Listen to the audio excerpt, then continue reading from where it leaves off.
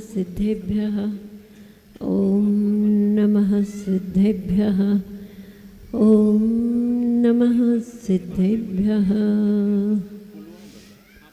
मंगलम भगवान वीरो मंगलम गौतमो गणे मंगलम कुंद कुंदार्यो जैन धर्मस्तु मंगलम सर्वमंगलमांगल्यम सर्वकल्याणकारकं प्रधानं सर्वधर्माणां जैनं जयतु शासनं वन्दे विद्यासागरं वन्दे समयसागरं वन्दे समतासागरं। देवाधिदेव एकहज़ार श्री चिंतामणि पार्श्वनाथ भगवान के श्री सम्मेश शिखर सिद्ध क्षेत्र के आचार्य परमेश जी भगवंत आचार्य श्री विद्यासागर जी महामुनि महाराज के अध्यात्म विद्या शिरोमणि श्री आचार्य समय सागर जी महाराज के निर्यापक श्रवण मुनि श्री समता सागर जी महाराज के समस्त मुनि संघ की जय। जय शारिका श्री गुरुमती माता जी की जय।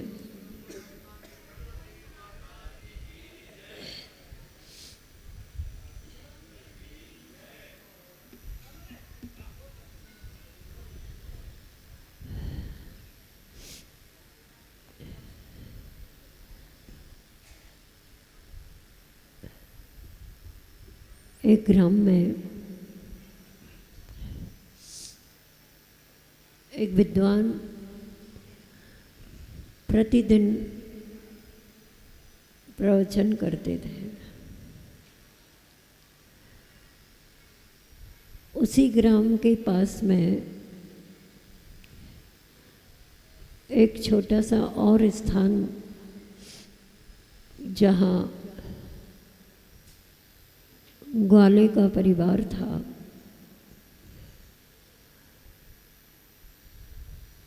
उन विद्वान के दुग्ध आदि की व्यवस्था के लिए यहाँ से ग्वालिन दूध लेकर के प्रतिदिन जाती थी,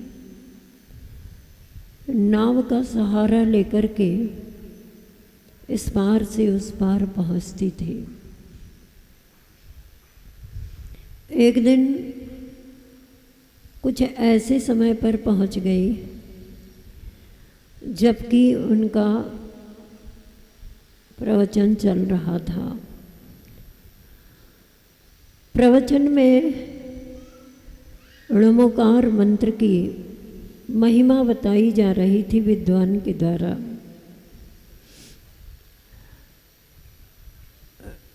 णमोकार मंत्र की महिमा, णमोकार मंत्र के प्रति आस्था और श्रद्धा का क्या फल होता है उसे पंडित जी बताते चले जा रहे थे अनेक पौराणिक प्रसंगों के साथ में। वह लगातार सुन रही थी और सुनते सुनते णमोकार मंत्र क्या है ये तो जानती नहीं थी, लेकिन पंडित जी ने एक बार बीच में णमोकार मंत्र भी पढ़ दिया।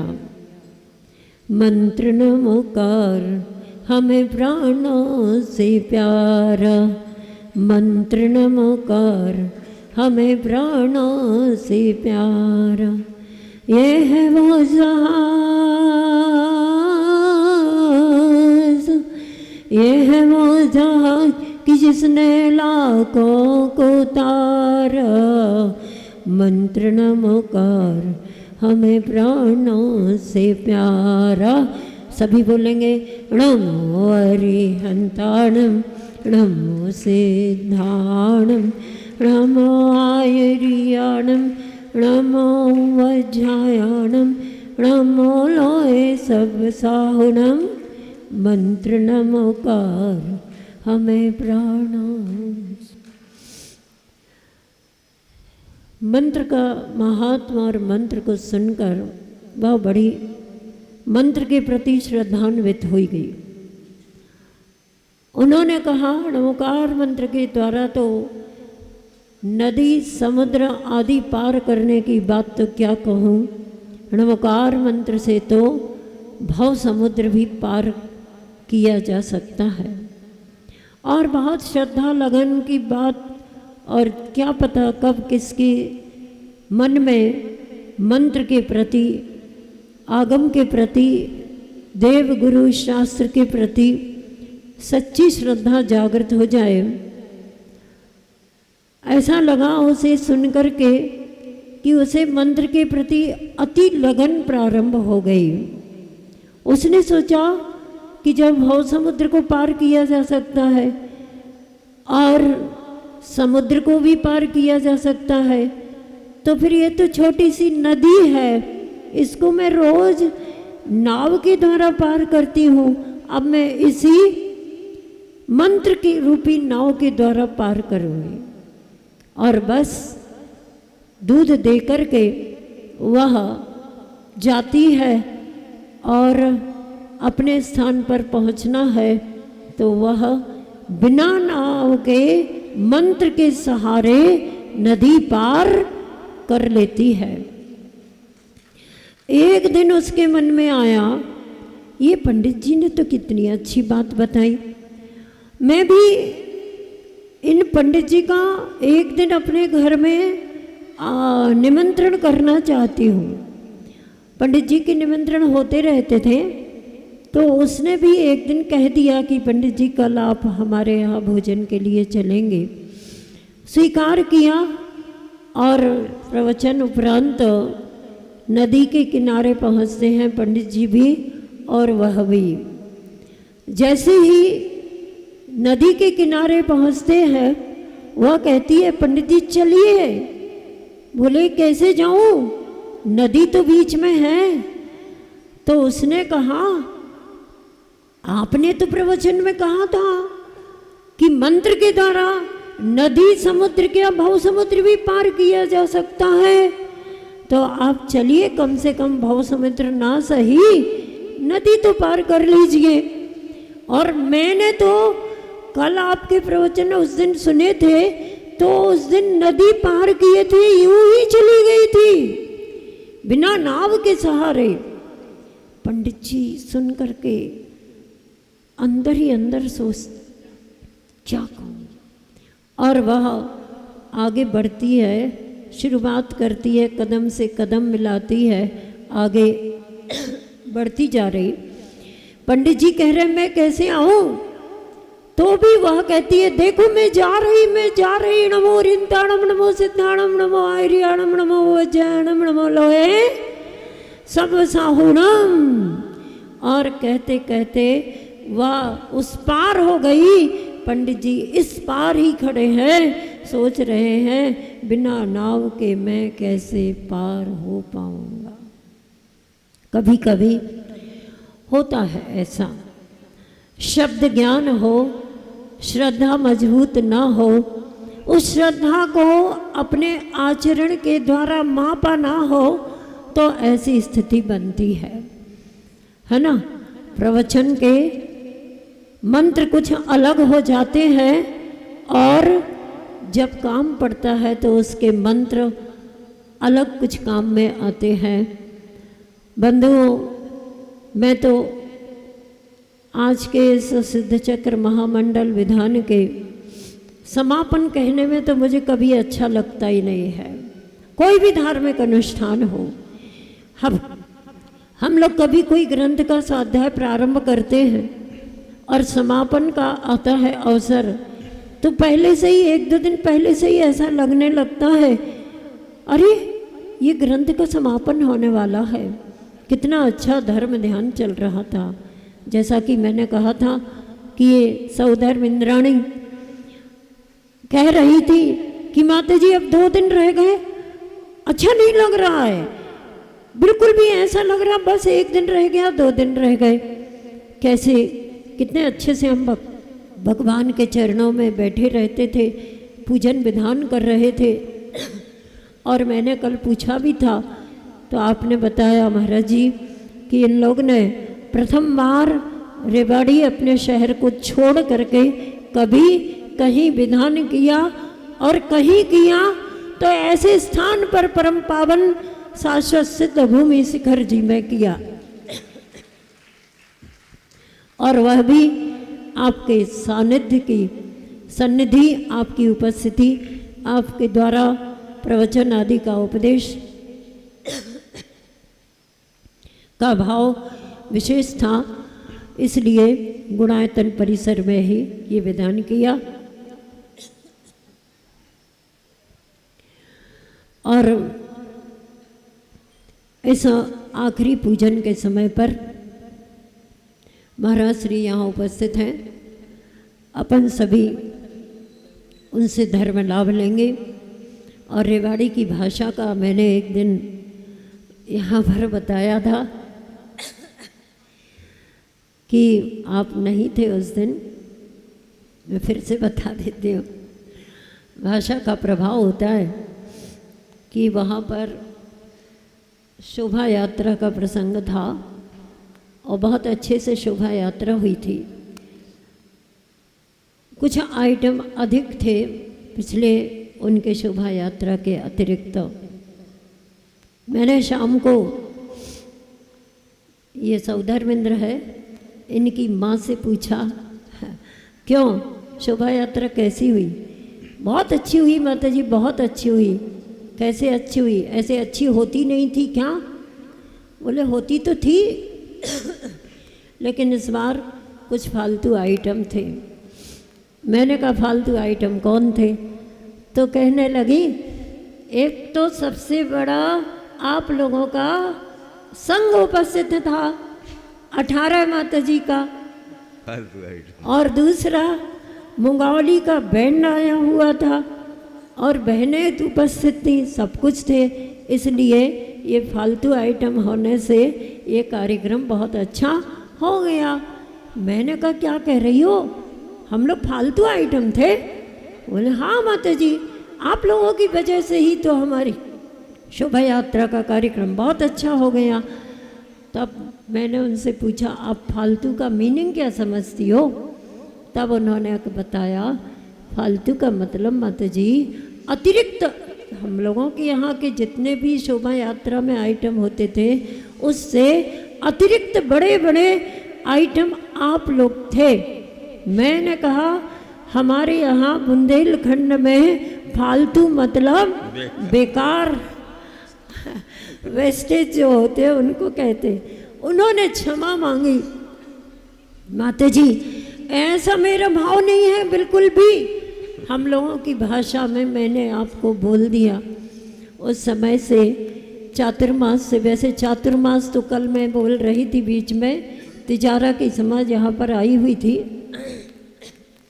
आचार्य श्री जी ने हम लोगों को महावीर जी से तिजारा का ही चातुर्मास का संकेत दिया था, लेकिन वहाँ देखा हम लोगों ने उधर का वातावरण, झूम रहे हैं बच्चे बच्चियाँ महिलाएं पुरुष, यूं यूं हो रहे हैं भगवान जी के सामने।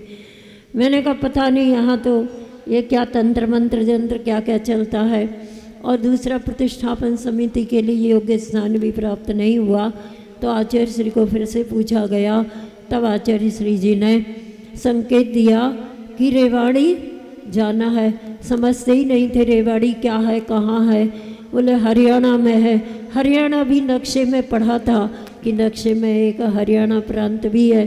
कोई बात नहीं, गुरु जी की आज्ञा है तो अपन चलते हैं। और रेवाड़ी वाले आए, सभी आए और इनके सभी भाई वगैरह यहाँ उपस्थित हैं। पूरे बिहार में बड़े उत्साह के साथ कोई भी बात कहो तो मुख से एक ही बात निकलती, हाँ जी हाँ माता जी, हाँ जी हाँ, हाँ जी हाँ, जी हाँ, हाँ जी। ये शब्द वहाँ का पेटेंट है हर बात के लिए। और बहुत अच्छे से उत्साह के साथ वहाँ का चातुर्मास संपन्न हुआ था और ऐसा प्रभाव रहा।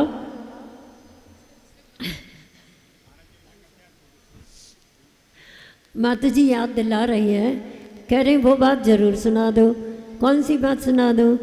तो अब ये लोग कोई समझते नहीं थे, हम लोग हाँसी में भी थे चातुर्मास में, तो वहाँ बुंदेलखंडी जो लोग जाते थे या बहनें, कभी इस तरह के आइटम चौके में, जैसे कि खींच कोई नहीं समझता था, लपटा ये कोई नहीं समझते थे तो एक बार ऐसे खींच जब बना, बुंदेलखंडी लोग गए, उन्होंने खींच बनाया और कहा कि ये खींच दे दो, खींच लाओ चौके में। तो अब वो खड़े कि किसको खींच के लाऊं, आहार चल रहे हैं, ये किसको खींच करके ला भाषा का प्रभाव होता है। महाराष्ट्र में कारंजा में जब चातुर्मास हुआ तो वहाँ पर चौके में फिर बुंदेलखंडी लोग आए, चौक आहार के समय पहुँचते हैं, वहाँ के लोग एक दूसरे को कह रहे हैं आपस में, दौड़ के भाजी लाओ, दौड़ के भाजी लाओ। तो अब वो लोग सुने तो कहे ये क्या कह रहे हैं, दौड़ के जाओ भाजी लाओ, भाजी तो माता जी लेती नहीं है, ये भाजी और वो भी दौड़ के लाओ। तब बाद में उन लोगों ने तो अपना काम कर लिया, बाद में उसके बाद कहते हैं कि ये क्या है माता जी, ये लोग क्या बोल रहे थे? मैंने कहा वो ये कह रहे थे गिलकी की सब्जी ले आओ, दौड़ के मीन्स गिलकी और भाजी मीन्स सब्जी, पूरी सब्जी को वो भाजी शब्द से बोलते हैं। ऐसे भाषा का बहुत प्रभाव होता है, अलग अलग अपने अपने प्रांत की भाषा है। वहाँ पर सदलगा में जब पंच कल्याणक में पहुँचे तो वहाँ पर मंच से हम लोग अपने स्थान पर जा रहे थे जहाँ रुके थे स्कूल में, तो वहाँ से जाते जाते वहाँ के लोग आगे वाले लोगों से कहते जा रहे थे दाढ़ी बिडरी दाढ़ी बिडरी दाढ़ी बिडरी। अब हम लोग क्या समझे ये क्या कह रहे हैं, तो कुछ माता जी वगैरह क्या पता शब्द तो सुन लिए दाढ़ी बिडरी दाढ़ी बिडरी। अब वो लोग तो अपना काम करते गए, जब वहाँ पहुँचे तो किसी ने फिर कह दिया माता जी आपस में दाढ़ी बिडरी, तो कोई माता जी समझी डायरी बट रही। तो बड़ी माता जी के पास पहुँचती, बोलो माता जी दो ना जल्दी से, कहाँ डायरी बट रही? कहते क्या करे? बोले वो लोग तो कह रहे हैं कि दाढ़ी बिडरी मतलब रास्ता छोड़ो, आगे निकलने दो माता जी डायरी बट रही इसका अर्थ ये नहीं है। ऐसे भाषा के बहुत प्रभाव सुने। वहीं सदल दक्षिण में जब विहार करते तो बड़ी माता जी के साथ जा रहे हम लोग, उनसे पूछा माता जी एक माता जी ने ये कौन सा वृक्ष है, किस चीज़ का वृक्ष है? तो उन्होंने कह दिया गोतिल्ला। कोई बात नहीं भैया, गोतिल्ला नाम का वृक्ष होगा। आगे बढ़ते हैं तो वहाँ बढ़े तो उनने फिर से पूछा माता जी ये वाला कौन सा है, और तो माता जी ने फिर कह दिया गोतिल्ला। ऐसे 3-4 वृक्षों को देख कर गए, पूछते गए, तो हर बार वो कहती गई गोतिल्ला गोतिल्ला गोतिल्ला। तो माता जी ने पूछा कि ये गोतिल्ला क्या चीज़ है? ये वृक्ष भी गोतिल्ला नाम का, ये वृक्ष भी गोतिल्ला नाम का, ये भी गोतिल्ला नाम का।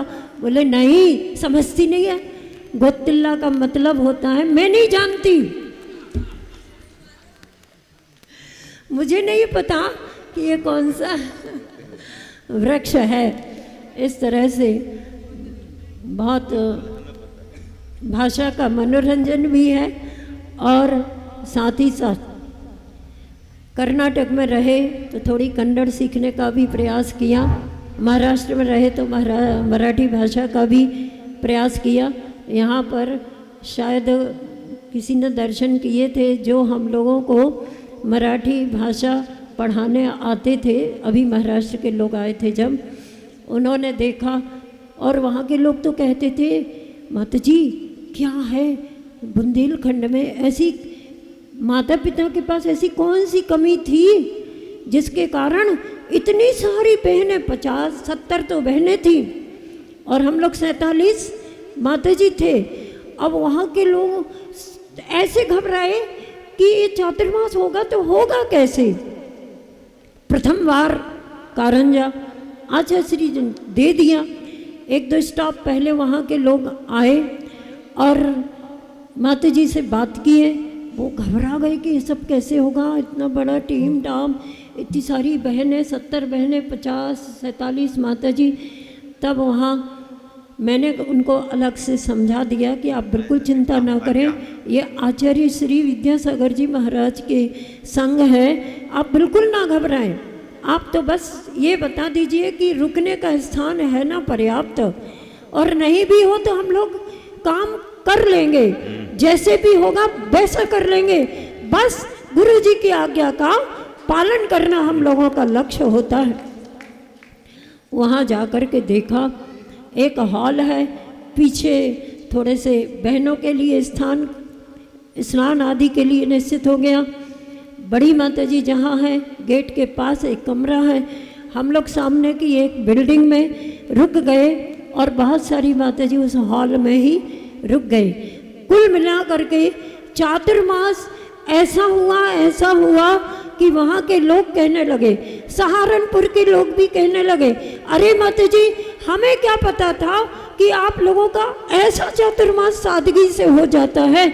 अभी तो आप 18 माता जी आई, 47 माता जी आई, अगर 100-150 भी आते हैं तो भी हमारे यहाँ ऐसे लोगों का चातुर्मास आनंद से हो सकता है। ये सब आचार्य श्री जी के दिए हुए संस्कार थे।